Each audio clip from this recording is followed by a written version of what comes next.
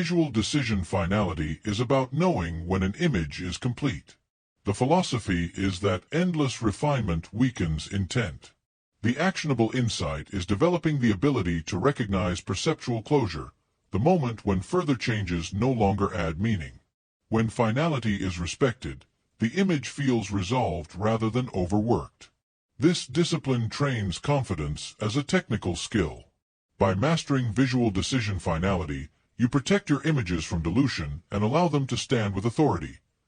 When you finish, the image will not announce what was changed, only that it suddenly feels anchored in reality. That quiet credibility is the signal you have engineered light rather than decorated it.